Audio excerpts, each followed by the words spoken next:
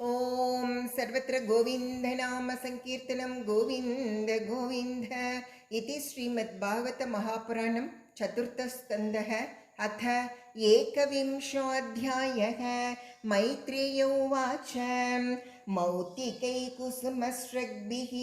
दुकूलैर्स्वर्णतोरणैः महासुरभिर्धूपैः मण्डितं तत्र तत्र वै चन्दना गुरुतो यार्ध्र रत्या चत्वरमार्घवते पुष्पाक्षतफलैस्तोक्मैः लाजैरर्चिर्भिरर्चितम् सौवृन्दैकदलिस्तम्भैः भूकभूतैः परिष्कृतं तरुपल्लवमालाभिः सर्वतः समलङ्कृतं प्रजास्तं दीपबलिभिः सम्पृताशेषमङ्गलैः अभियुर्मृष्टकन्याश्च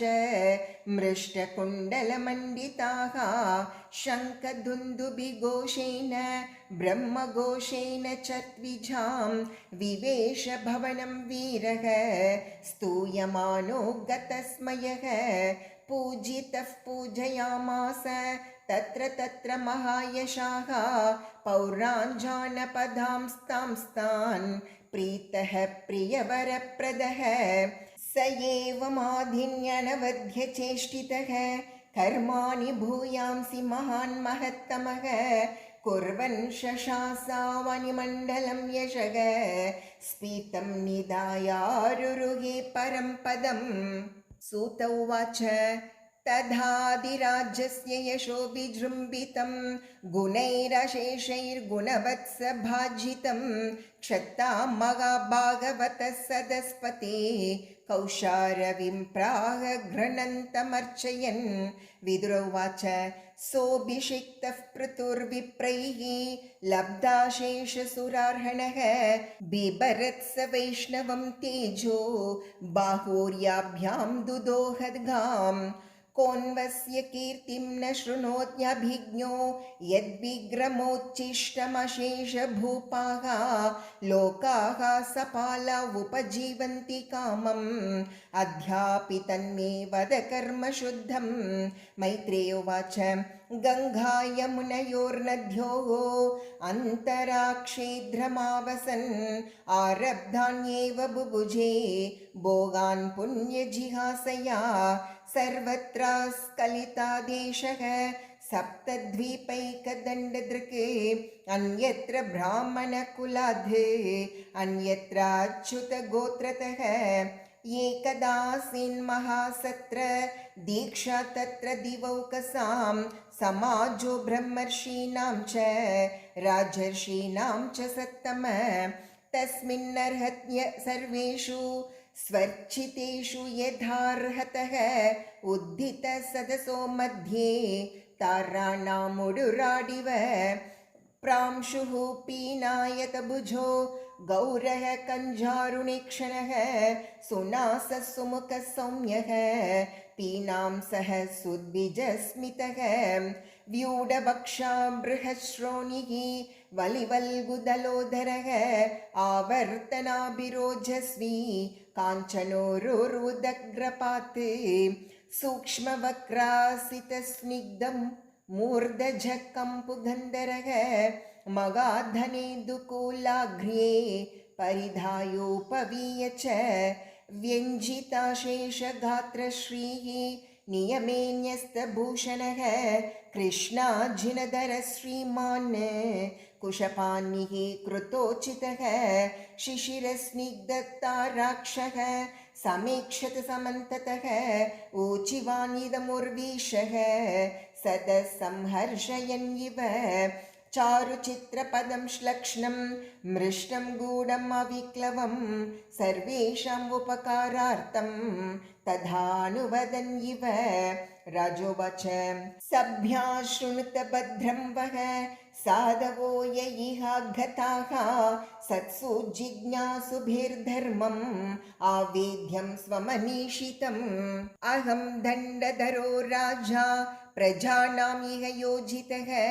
रक्षिता वृत्तिधस्वेषु सेतुषु स्थापिता पृथक्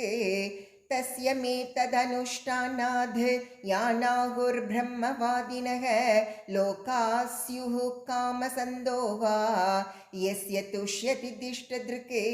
य उद्धरेत्करं राजा प्रजाधर्मेष्वशिक्षयन्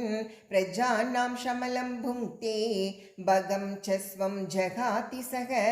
तत्प्रजाभर्तृपिण्डार्थं स्वार्थं येवानुसूयवः पुरतादोक्षजदीयः तर्हि मे अनुग्रहः कृतः यूयं तदनुमोदध्वं पितृदेवर्षयो मलाः कर्तुशास्त्रो अनुज्ञातुः तुल्यं यत्प्रेत्य तत्फलम् अस्ति यज्ञपतिर्नाम केषाञ्चिदर्हसत्तमाः इहामुत्र च लक्षन्ते ज्योत्स्नावध्य क्वचिद्भुवः मनोरुत्थानपादस्य ध्रुवस्यापि महीपतेः प्रियव्रतस्य राजर्षेः अङ्गस्यास्मत्पितुः पितुः ईदृशानामथान्येषाम् अजस्य च भवस्य च प्रैराधस्य बलेश्चापि कृत्यमस्ति गदाभृतां दौहित्राधीनृते मृत्योः शोच्यान् धर्मविमोहितान् वर्गस्वर्गापवर्गाणां प्रायेणैकात्म्यहेतूनां यत्पादसेवाभिरुचिस्तपस्विनाम् अशेषजन्मोपचितं मलं धियः सद्यः क्षिणोद्यान्वहं ये ददि सती यथा पदाङ्गुष्ठविनिसृता सरिते विनिर्दुता शेषमनोलः पुमान् असङ्गविज्ञानविशेषवीर्यवान् यदङ्घ्रिमूले कृतकेतनः पुनः न संसृतिं क्लेशवहां प्रपद्यते तमेव यूयं भजतात्मवृत्तिभिः मनोवचः कायगुणे स्वकर्मभिः अमायिनः कामदुगाङ्घ्रिपङ्कजं यथाधिकारावसितार्थसिद्धयः असाविहानेकगुणो गुणोद्भरः पृथग्विधद्रव्यगुणक्रियोक्तिभिः सम्पद्यते अर्थाशयलिङ्गनामभिः विशुद्धविज्ञानघनस्वरूपतः प्रधानकालाशयधर्मसङ्ग्रहे शरीर एष प्रतिपद्य चेतनां क्रियाफलद्वेन विभुर्विभाव्यते यथा नलो दारुषु तद्गुणात्मकः अहो ममामि वितरन्त्यनुग्रहं हरिं गुरुं यज्ञभुजामधीश्वरं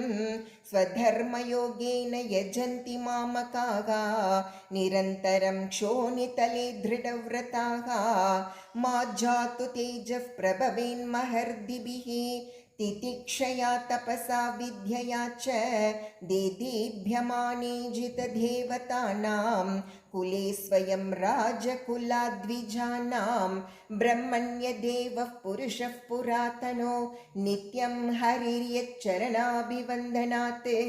अवापलक्ष्मीमनपायिनीं यशो जगत्पवित्रं च महत्तमाग्रणीः यत्सेवया शेषगुहाशयस्वराट् विप्रप्रियस्तुष्यति काममीश्वरः तदेव तद्धर्मपरैर्विनीतैः सर्वात्मना ब्रह्मकुलं निषेव्यतां पुमान् लभेतानतिवेलमात्मनः प्रसीदतोऽत्यन्तशमं स्वतः स्वयं यन्नित्यसम्बन्धनिषेवया ततः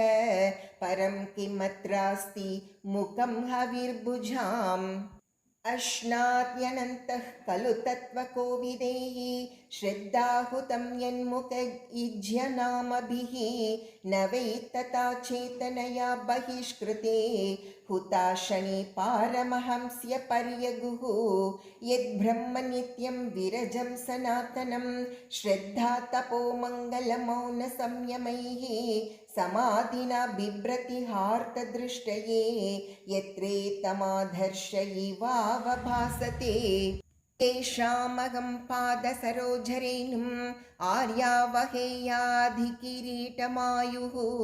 यं नित्यदा बिभ्रताशु पापं नश्यत्यमुं सर्वगुणा भजन्ति गुणायनं शीलधनं कृतज्ञं वृद्धाश्रयं संवृणुतेनु सम्पदः प्रसीदतां ब्रह्मकुलं गवां च जनार्दन सानुचरश्च मह्यं मैत्रेयोवाच इति ब्रुवाणं नृपतिं पितृदेवद्विजातयः तुष्टुवुर्हृष्टमनसः साधुवादेन साधवः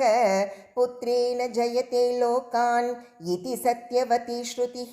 ब्रह्मदण्डहतः पापो यत्वेनोऽन्यतरतमः हिरण्यकशिपुश्चापि भगवन्निन्दया तमः विवीक्षुरत्यघात्सूनोः प्रह्लादस्यानुभावतः वीरवर्यपितः पृथ्व्याः समासञ्जीव शाश्वतीः यस्ये दृश्यच्युते भक्तिः सर्वलोकैकभर्तरी अहो वयं यद्यपवित्रकीर्ते त्वयैव नाथेन मुकुन्दनाथाः य उत्तमश्लोकतमस्य विष्णोः ब्रह्मण्यदेवस्य कथां यनक्ति नात्यद्भुतमिदं नाथ तवाजीव्यानुशासनं प्रजानुरागो महतां प्रकृतिः करुणात्मनाम् अध्यनस्तमसः पारः त्वयोपासादितः प्रभो भ्राम्यतां नष्टदृष्टीनां कर्मभिर्दैव संहितैः नमो विवृद्धसत्त्वाय पुरुषाय महीयसे यो ब्रह्मक्षत्रमाविश्य बिभर्तीधं स्वतेजसा इति श्रीमद्भागवते महापुराणे पारमहंस्यां संहितायां चतुर्थस्कन्धे एकविंशोऽध्यायः सर्वत्र गोविन्दनाम संकीर्तनं गोविन्द गोविन्द।